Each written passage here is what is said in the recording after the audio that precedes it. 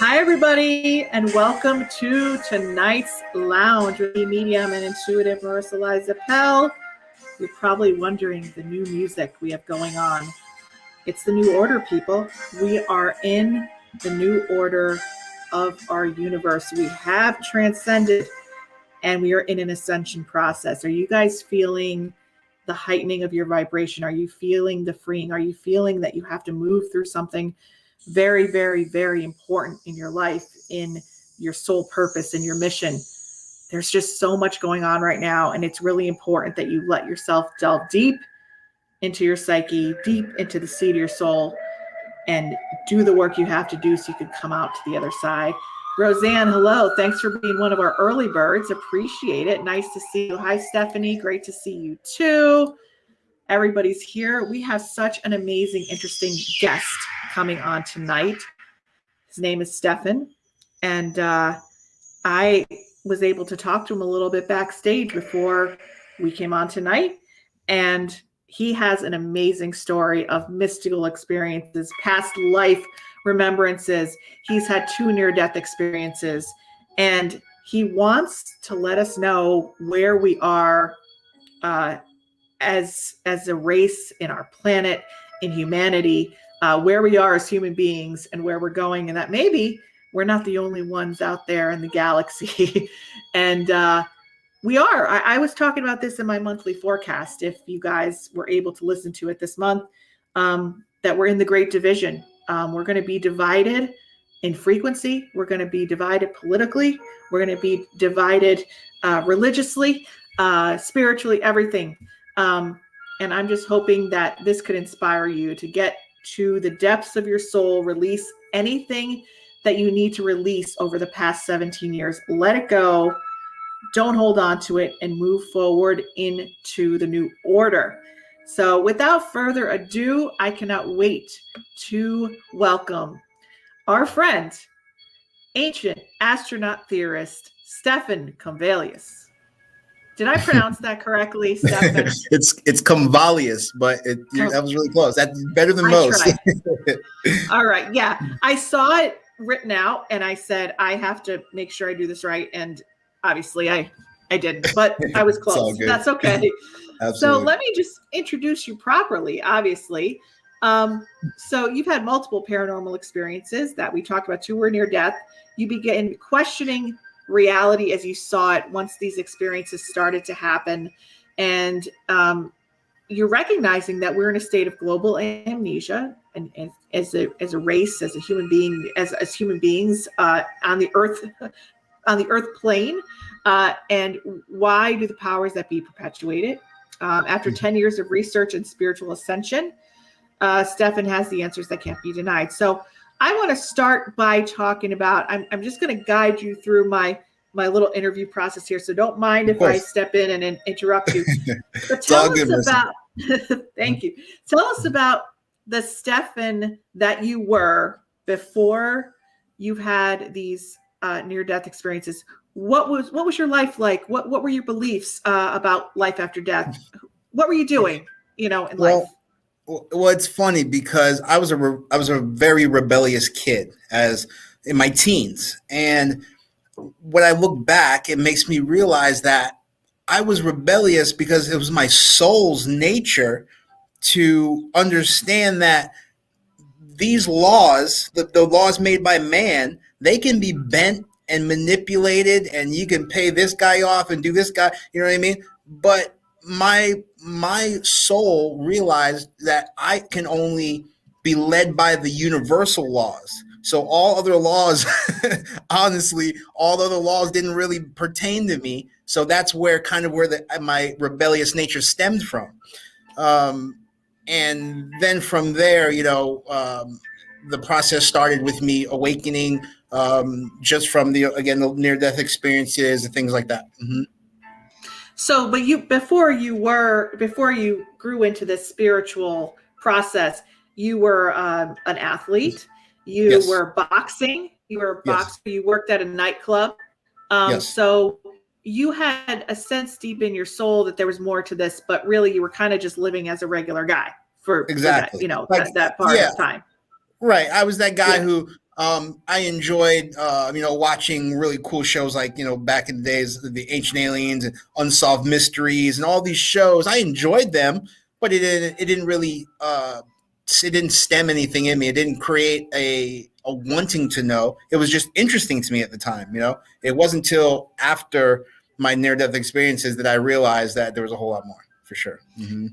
Yeah. And did you have any religious blocks? Like, did you grow up in a family or a religious background where they're like, this stuff is bad? You shouldn't be delving into talking about this stuff, or did you have a more open family life where? Yeah, I did. See, my mother was from Barbados, and my father is from South America, from a little small country called Suriname. My father was a very spiritual person because he was so old, and he basically grew up in a village lifestyle because my father is 92 as we speak. So wow. he was 51 when I was born. So and he was born in 1928. So 1928 in that country, a third world country, you're very close to nature, the environment, what's going on around you. And he had mystical experiences that he would tell me about. So obviously it's genetic. You know what I mean? Yes. Yes, it is. Yes, it is. I too, I was adopted when I was very young. And when I met my biological family, I shared my experiences, and it turned out it ran on those both genetic lines, that they were like, wow, oh yeah, we've had this too. So yeah, so it's interesting. So I want to get right to it, because I know that's what our viewers want to know about, is tell us about the night that you died. Okay. Yes. So I was working in a nightclub, and one thing led to another. Threw some guys out. They came back, ambushed me, and shot me. They had to resuscitate me at the scene, and then they also paddled me, with the defibs, in the trauma hawk on the way to the hospital. During that time, it took about 20 to 25 minutes, when I recollect from these people. It took that long to get to the hospital, but during that time, I was able to recall the ICU nurses' names, and what they were talking about, what they were saying about me while I was laying on a steel girder. You know what I mean? They were saying, oh, who is this guy? And why would they shoot him? He looks like such a nice guy. And, he's got tattoos, but he doesn't look like a gangster. Why would they shoot him? Blah, blah, blah, And during the 4 or 5 months that I was in the hospital, recovering, learning basically how to walk again, I got very, very close with these girls, and I knew their names prior to them even telling me. And it freaked them out because they realized that there was more to, the stories that they hear in ICU all the time about, people having past life regressions or the outside of their body, things of that nature. I'm the living proof that it's real because I knew their names literally 2 to 3 days after I came out. One of the girls walked in, Elena, and I was like, Elena, and I was another thing too, apple juice. They knew that I liked apple juice because I would dream about it, and I'd be talking while I was under, and they were saying that I was talking about apple juice, or I would spell it out on the bed with my hand, with my fingers, like APPPLE, and so it got really close to them. They became family almost. So they actually would bring me books in to look over the everything that I was talking to them about and what I was seeing and the lights, and they got really interested in it as well. And so they were just feeding me with knowledge. I would give them topics of books that I liked, and they would bring them in. So within like 5 months' time, I must have read at least 30 or 40 books on the subjects of extraterrestrial life, the coexistence of extraterrestrials with our higher government, the elite, Illuminati, deep state, whatever you want to call them. But there is definitely a clear collaboration between the two of off-world entities as well as our world governments, the United Nations. And I started looking into all these things, researching, dissecting, you name it. And I came to the conclusion that we are truly 100% part of a galactic federation that, spans who knows how far, who knows, but there are multiple species that are either completely involved with our evolution on this planet, or that have actually been here to this planet, or are still here within the solar system or within Hollow Earth. And the CIA will also give you they have their information. I do have my sources, but the CIA says there's 81 plus species that have been here on this planet within the past, 200,000 to 300,000 years. Wow, that's amazing. That's really, really incredible. Mm-hmm. And then to corroborate all this information, I've read books on, there's authors, Zachariah Sitchin, Eric Von Daniken, David Wilcock, Graham Hancock. These guys are in the know when it comes to ancient astronaut theory.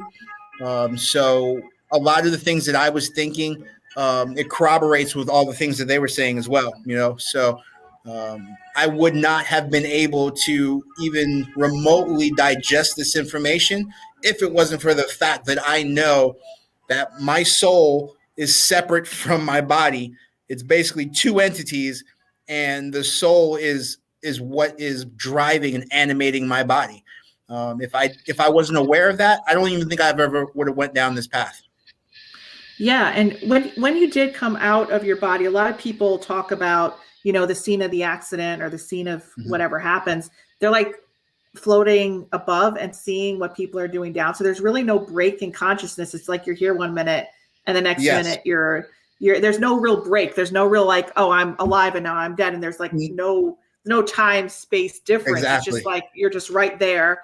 And so you actually were looking down. And did you have any fear when you came out and you saw yourself there? Did you have any fear that you were dead? Did you think that you were going to be able to make it through this?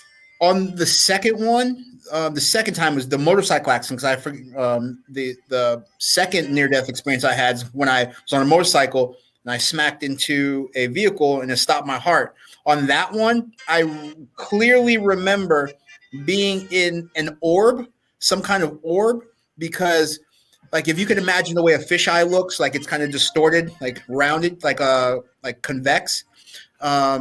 That's how I was looking at everything around me. And then when I started to lose hope, like I realized that, wow, I'm not in my body. And is this what it's going to be like?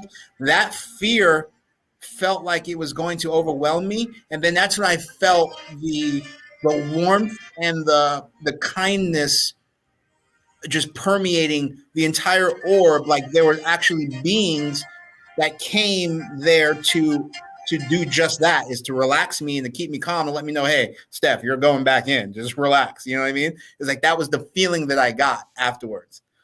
So did a lot of people recollect when they do come back from a near-death experience, they recollect a voice or a telepathic being saying, you can't come any further, you have to go back. Did you have that experience, or was it just a knowing that you were going back?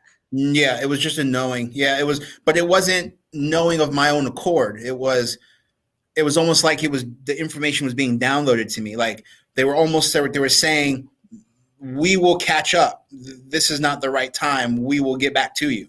And that's when, after that, and that's when I, for 2 years after that experience, when they finally brought me back, for about 2 years, I was hooked on opiates, for pain pills, for almost 2 years. Removing that from my life, being able to overcome that in solitude, it sent my awakening process into hyperdrive. I mean, It was insane, because now I'm starting to, my serotonin is starting to level out. I'm having these bouts of ringing in my ears, to where now I can equate it to, these are downloads coming from the multiple realms that we coexist with on a daily basis. But I would have these bouts of ringing, strange dreams, and I started to learn how to astral project. It was just the floodgates of awareness of what was going on around me and what my purpose was being shown before me at that moment during that time.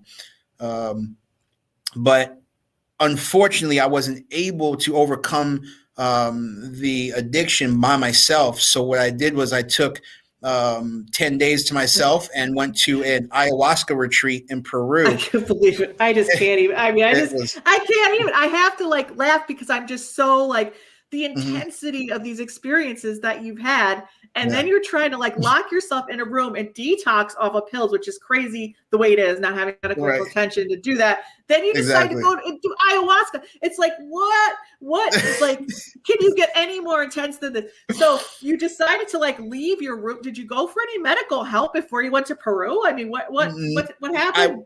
I went to my doctor to tell him that I was going to be flying, and that because I was so jittery, because that's one of the symptoms is insomnia and just complete jitteriness. And so he gave me a couple of Xanax, and I didn't even take, okay. Yeah, and I didn't even take them until 5 or 6 hours into the flight, and I crashed. I had a crazy dream while I was in flight, that I wasn't going to come back the same person, and I really didn't. I didn't come back the same person. It was the most profound, powerful, eye-opening experience. I literally sat with at least 100 to 150 of my ancestors. All I can see is just forms of my ancestors crowded around me while I'm in the middle of the jungle. Wait. Let's just back up. So you're on a plane and now you're sitting with the ancestors. Let's just talk about how did you get from the plane to say, where am I going to find this experience? How do you get to these people? Where do you go? You can't look it up on the internet. How did you do this? No, there's actually it's called Ashwagandha, is a company. They actually hold ayahuasca. It's a retreat. Okay. So I paid, it was $1,300 at the time. Now it's $2,800 now, but back then it was $1,300. And so I paid for that, and they actually, it's literally a retreat. You go through a ceremony prior to the ayahuasca. You do ceremonies with certain a tobacco that they blow in your nose, and there's the shamans, they chant over you, and they use these musical tools that makes the strangest noises. But as you're going into it, the noises mesh with, it's almost like the noises mesh with your heartbeat and your I know it's like a pulse. It becomes a pulse. And as you feel more of the pulse in the music that they're playing, because these are just instruments that they literally created out of the jungle, like there while you're on the spot. And the sounds, like it brings you out of your body. And then you see like, it's crazy. It's like a billion, trillion, kabillion kaleidoscopes all going on around you at once. And every once in a while, the shapes of the kaleidoscopes turn into forms of people. And the kaleidoscope, I call them the kaleidoscope people. That's what I call them. But the shaman, he's telling me, so those are your ancestors. He's like, for you to be here where you are right now, if you go all the way back to your lineage, it takes about 480 something different ancestors for you to be born. Saying he's like, that was some of them. That was just some of them. And so my logo, the Third Eye Wide, that logo was actually part of my mystical experience, because I knew when I came home, I was going to share this with others and the experience, because the first 4 or 5 days is when I was actually doing the retreat, the ayahuasca. The last 4 or 5 days, I never had a craving ever again for opiates. Wait, I have to cut in here to just get. I have so many questions. Hold on one second. Sure. So you're seeing the kaleidoscope people. You're seeing, and now I don't know about. I would be afraid that there wouldn't be a guide that would be with me, helping me through this process. So there is a person that you're seeing these things, and you could talk to this an actual person, and they could tell you what's going on, so you're not scared or yes. Like, so what? Yes. So that's is this? Yeah, you have facilitators there with you. There's about 5 or 6 of them, and then you also got about 10 or 12 other people that are just as in outer space as you are. So you've got the facilitators, and you've actually got the actual shaman who is, he looked in his maybe 70s, 80s years old, and he's the one overseeing the entire ceremony. So in the beginning, what I left out was there's time. You go through a purge. It makes you throw up. But in the sickest, strangest way, it is the most invigorating, happy, wonderful feeling while you're throwing up. It's just all that toxic spiritual crap that's just been dumped in you, and it's been in there, and it is bogging down your psyche, and there's also that cord that attaches your soul to your body. It unravels it. It's almost like a spiritual umbilical cord. This thing unravels it and makes the connection clean. That's what the ayahuasca does. And that's what it did to me. So I threw up in the first 45 minutes to an hour, and then it hit me like a ton of bricks for a good 3 or 4 hours. And then I thought to myself, I can take another dose. I'm pretty good. But what I didn't realize were these guys were looking at me like, holy cow, because I'm a pretty big guy, you know what I mean? Muscular, I work out a lot. So I thought I can take more. And they told me I took a heroic dose, which is like, that's the most you can possibly take without, I guess, going into friggin', never come back land, I guess. Yeah. So I took a heroic dose. So it doesn't really matter. I mean, you already went there. Right? Yeah. So I took the heroic dose, and it brought forth all the negative aspects that I ever, all the bad things that I've ever done, all the times that I felt slighted and I really wasn't. It just brought everything to light all at once. And I'm in the middle of the rainforest screaming like a banshee while the shaman and the 2 facilitators are standing over me, and they're like, we've seen worse. And I thought I was insane. They've seen worse. So they were complete 100% calm. They got me back into the groove of everything. And that was the last, like the 3rd or 4th day. Then after that, it was just reflection and cleansing, these saltwater soaks, and sweat rooms, like these huge heated domes. And during all this time, I knew, like I said, I knew when I was coming back to America, I knew I was going to be a different person, and that I wanted to pursue something new. I knew I no longer wanted to be a salesman anymore. You know, I was just like, one, I'm not the same person. If, you know, in all sales, you know, I'm not calling out salespeople or people who, you know, are salesmen, but there's a little gray area where you got to bullshit people every once in a while. You know what I mean? Yeah. If And you're a salesperson, yeah. yeah, it comes with the territory. So what kind of sales were you in? I was in solar. First, I was in furniture sales, and then solar sales. Oh, you were a furniture sales guy. Yeah, now that's selling. That's selling, because you got to come right. You had your turn. You got to come right up to the person at the door.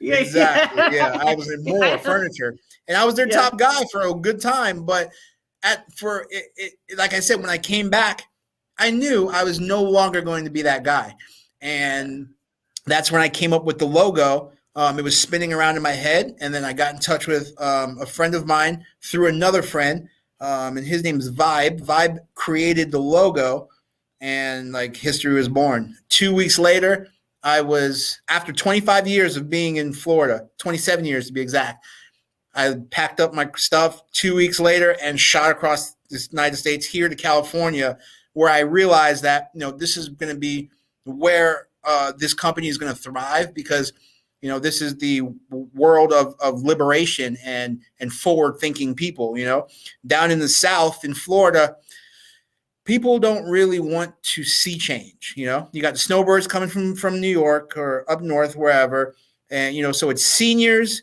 and rehabs, or mainly Florida. You know what I mean? Right. You know, so it just wasn't the place for me to launch a company that was going to awaken the masses. It just wasn't going to happen in Florida. So here I am.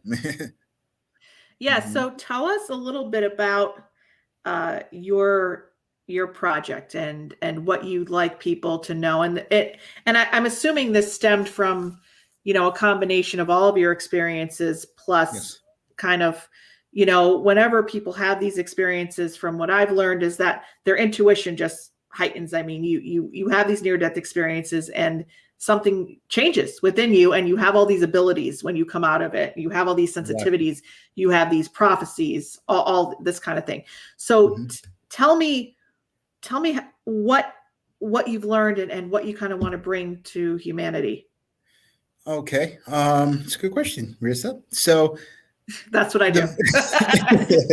So what it really boils down to is we are living in a perpetual state of global amnesia, and the powers that be have perpetuated it for the sole purpose of control.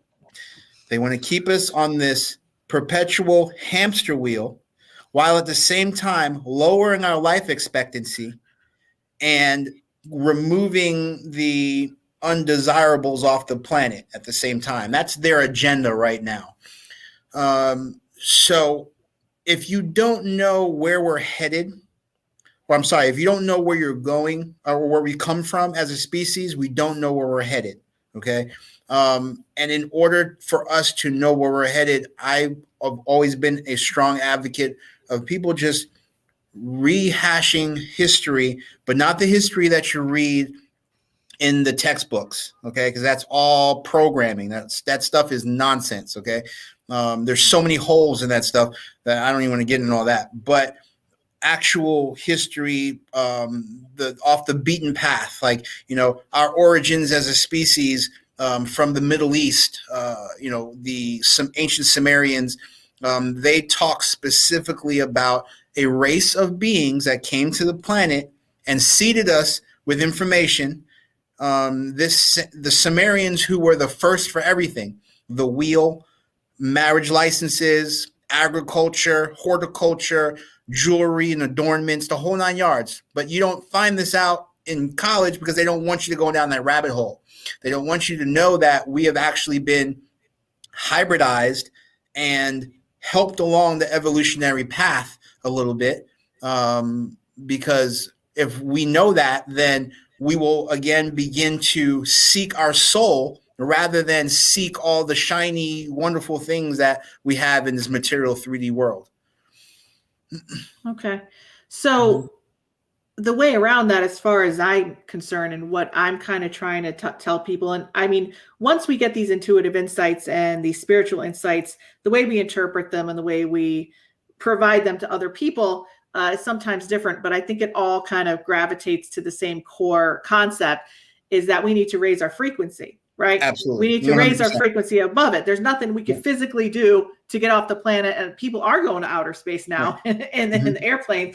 But there's basically, it's like, if you try to control your outer environment, it's not, I mean, there's too many things that are going to limit that. Correct. So you have to rise, you have to like be that, hot air balloon and go up and rise above it, or else you're going to collide with it.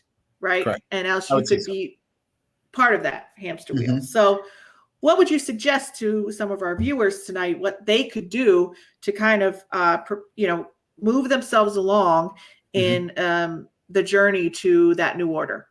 Okay. Yes. So meditation right off the bat, numero uno. Okay.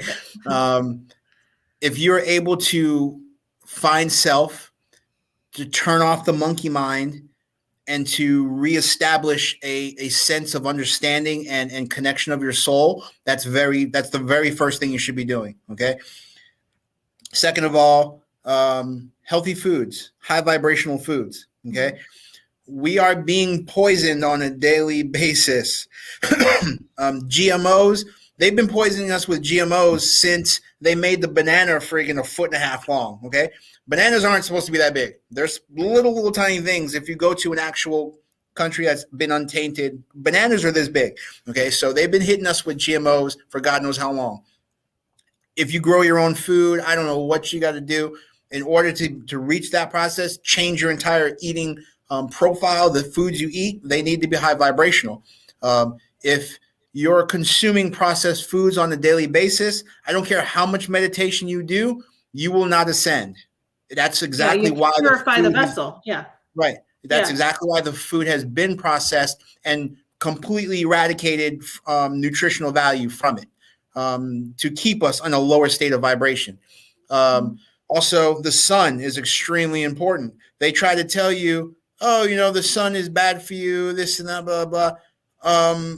Okay, yeah, it burns you, but if you're using sunblock, the sunblock has poisonous carcinogens in it, worse than what the sun does. You know what I mean? You have to be in the sun for at least 6 to 10 hours beating down on you to get sunburn. You know what I mean? Well, with me, because I've got like SPF 3000, so it might take me a little longer. But some people are sensitive to the sun. They shouldn't be out too long. Yeah. But it's not poisonous to you. You know what I mean?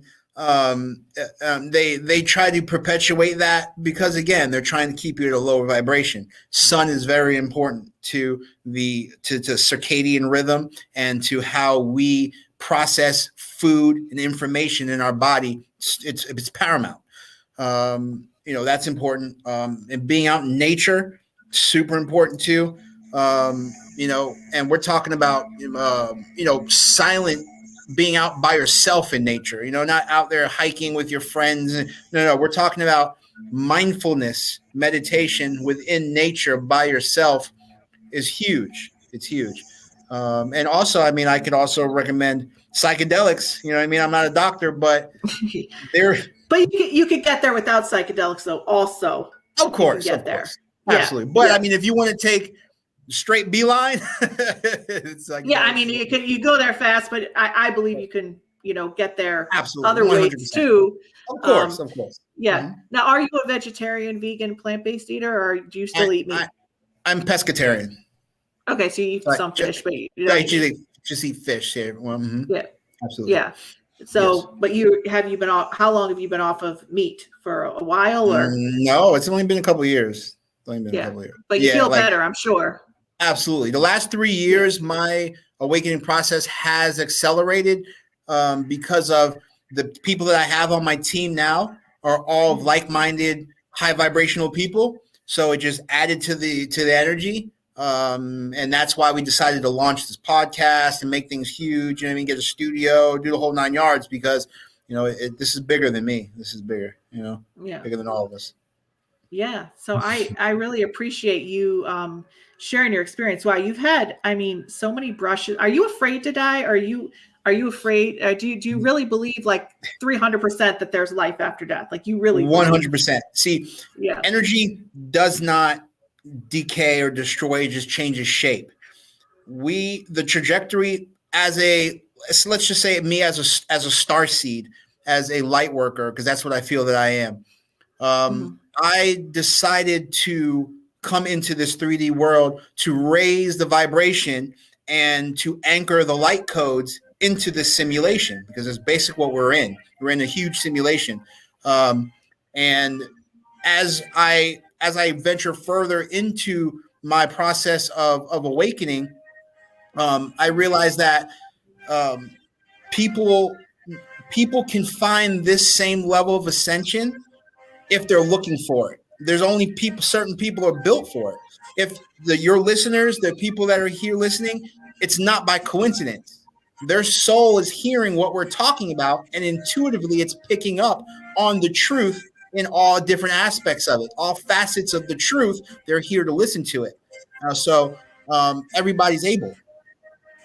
Yeah. And I know you have a podcast that you do. And I know if you guys want to connect with Stefan, you can go to www. We have the website here, thirdeyewide.com.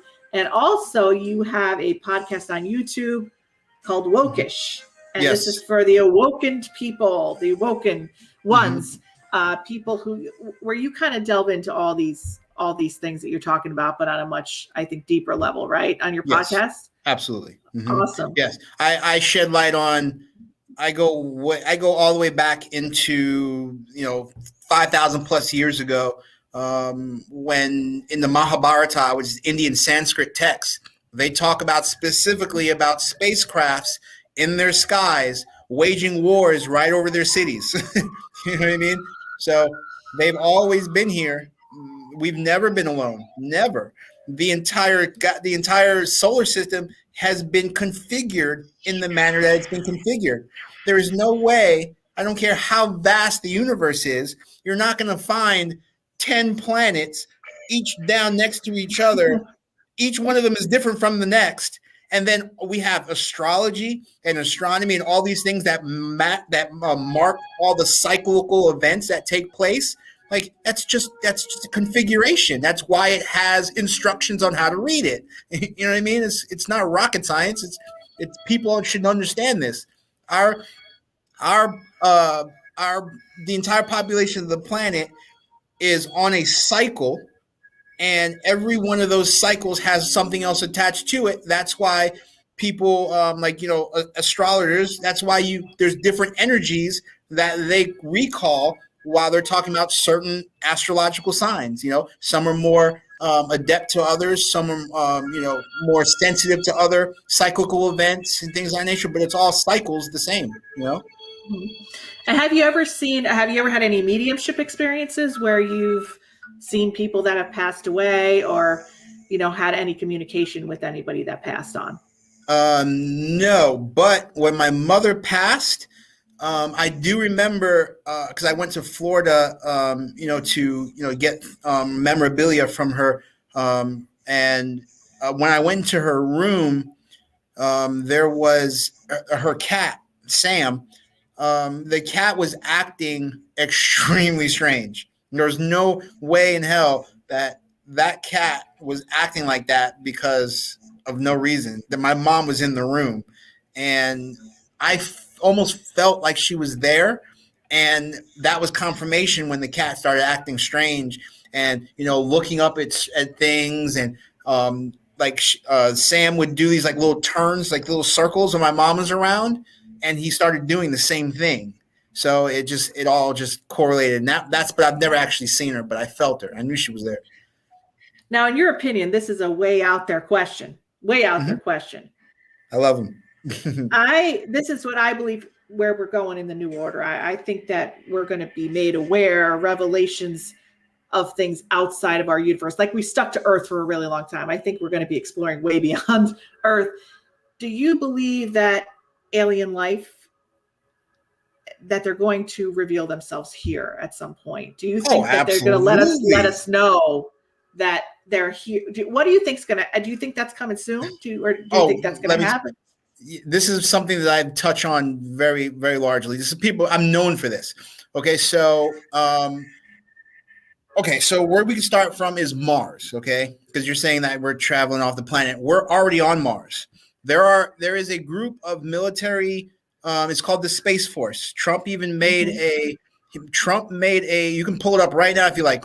Trump made a speech or like a little press briefing that he was creating a Space Force, which comprises of NASA, the Air Force, the Marines, and the Army. It's a conglomerate team, and they're actually traveling back and forth from Mars every 63 days with Elon Musk's technology, and they are over there. They're performing military exercises as well as they're terraforming a particular area of Mars, so they're able to create a sustainable living on Mars. They've been doing it for the past 2 years, but Trump decided to tell us because the jig was already up. The amateur astronomers that are now have strong enough capabilities to see what's going on the surface of certain planets. They were starting to pick up a lot of activity on Mars, and he had no choice but to tell us. Okay, so we go there. So when it comes to extraterrestrials, the capabilities that we have is all reverse engineered technology from extraterrestrials. So in order for us to create sound and technologically advanced machinery, we have to have them there as liaisons, mediators, demonstrators, whatever the case may be. From the time of Hitler's reign, that is when we were first actually subjected to extraterrestrial life being channeled into our dimension. Hitler and his closest military commanders, they were channeling these beings from the beginning. They're called the Palladians. The Palladians came here. One of the factions of the Palladians came here to basically to meld their genetics into ours. And this is where I was coming from with this whole Galactic Federation. The Anunnaki, the Palladians, the Arcturians, the Greys, they're all connected. It's all part of the same group. And they're all within this solar system. I have CIA officials. One of them is a very close friend of mine. He's in hospice. When he passes, I'm going to be able to say more. I promised I would wait until he passes. But he's given me a lot of information also on the fact that there's an actual mothership that is just behind Saturn. He showed me all the documents, all the analytics on there's certain times of the year where there's something that happens on the planet, but I can't really explain. But the way it works is that mothership is right behind Saturn, and when the atmosphere changes on that planet so drastically for a couple of weeks, it's because they're refueling their mothership from the atmosphere of Saturn. So whatever chemical or alchemical mixtures are going on in that planet, it's being siphoned into their ship, and that's what powers their ship. And then he corroborated this information with me through another guy that was also CIA, and these guys have no reason to lie to me. You know what I mean? Like, I've done my own research. I know what they're talking about. Mm-hmm. So what I was understanding about Mars is that there was nothing on Mars. So the That's mother, like, that's so a lie.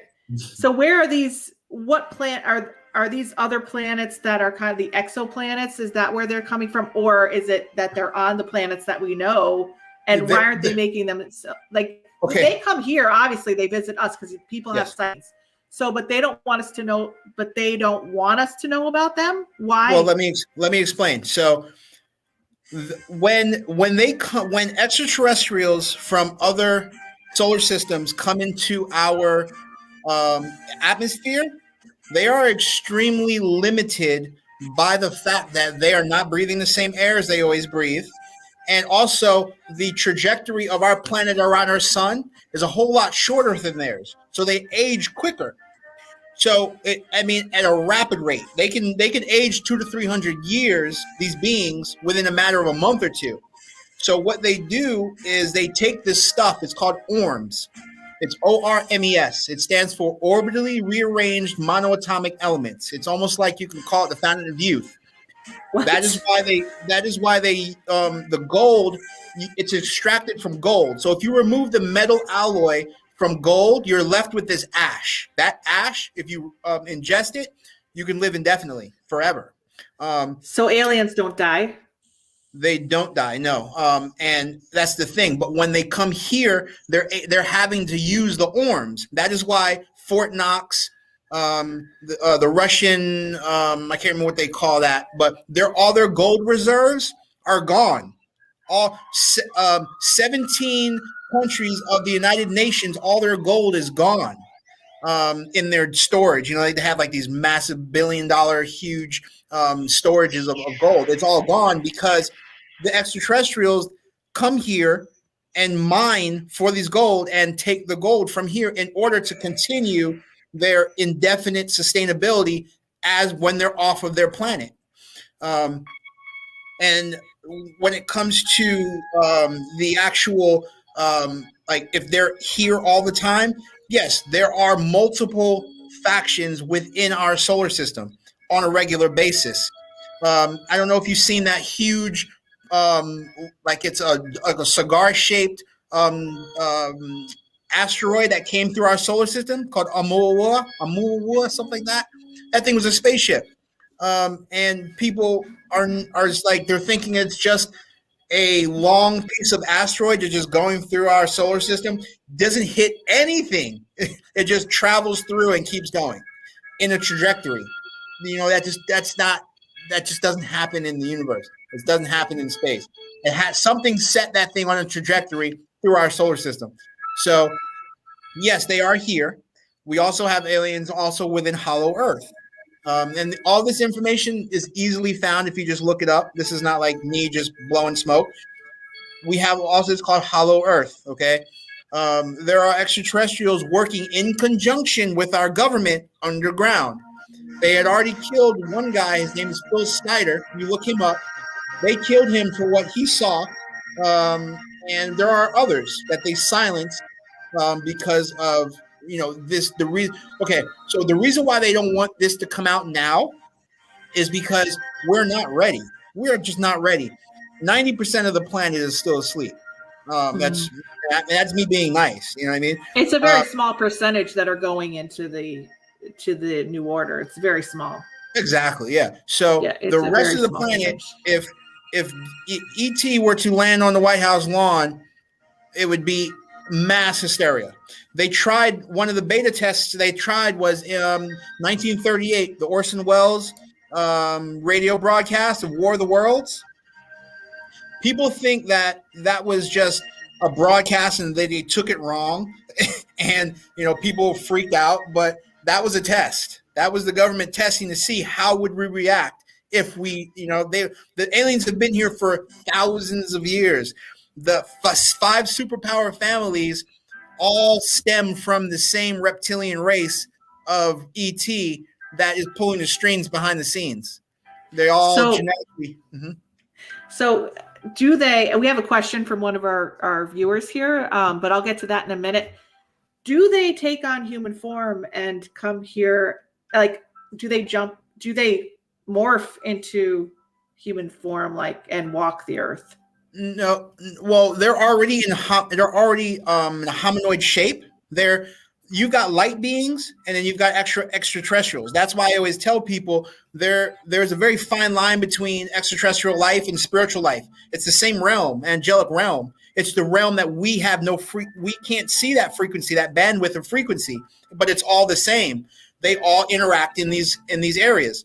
So you have some that morph into an orb of light, or they actually, it's called their Merkaba. We all have one, but theirs are beyond. Their Merkabas spin so fast it actually becomes their vessel, their ship, and they're able to travel with their Merkaba spinning around their body. I see. So Christine asked, why can't our satellites fall from the sky if no gravity? I'm not sure I understand the question. Do you? No, because I didn't say anything about no gravity. There's gravity. Okay. She says my grandfather seen the first one over Philadelphia and was told by government to never talk about this. This is over 79 years ago. They've been silencing people for at least 300 years. At least 300 years. Just thinking about back in New England in like 1820 something, they were talking about in the fields, in the cornfields, there was actual the first beginnings of crop circles coming. People were saying they're calling them willy wisps and devil something or other. They had these crazy names for them, but those were extraterrestrials back then in full contact with us on the planet, seeding us with information. And also those crop circles are also kind of like acupuncture for the planet. When they're put on certain nodes, certain ley lines of the planet, it actually heals Mother Gaia and causes her to relax, basically. Wow, this is so. I would love to keep getting into this with you, but we're coming to the end of our time, and I just want to let people to know where to get in touch with you and to learn more about what you offer and to hear more about your stories and more about your theories. Thank you so much for coming on, Stefan. If people want to connect with you, they could go to thirdeyewide.com or listen to your podcast on YouTube. And I'm going to go there and listen to it for sure. Wokish podcast. And thank you, everyone, for coming tonight. We do have to start to wrap up. And thank you, Stefan, for being here. We've gone into so much into such a short amount of time. You just have such an amazing journey and such amazing experiences and so much to share with the world. So I really appreciate you being here and talking with the medium. Absolutely. You're awesome. I like your energy. You're really awesome. I'll come back. Just let me know. Hit me up. I'll come back through. Once people come to the lounge, they always come back. That's what's up. Yeah. So people are thanking you, Stefan. They just I'll bring them up. Carol says thank you. Lori, thanks, Stefan. Super interesting. Cool. Roseanne, thanks for introducing us to Stefan. What an amazing talk, Stefan. So they really, Roseanne says she just watched a program about the Anunnaki. Yep. Michelle, great discussion. Thank you. Mary Kate, thank you. Mary Kate Weeks, thank you. People are really loving this. And so we're going to want you back at some point. So thank you so much. Absolutely. Thanks everybody for watching the lounge, and good night. Have a wonderful night, everybody. Bye-bye. Take care. Have a great week.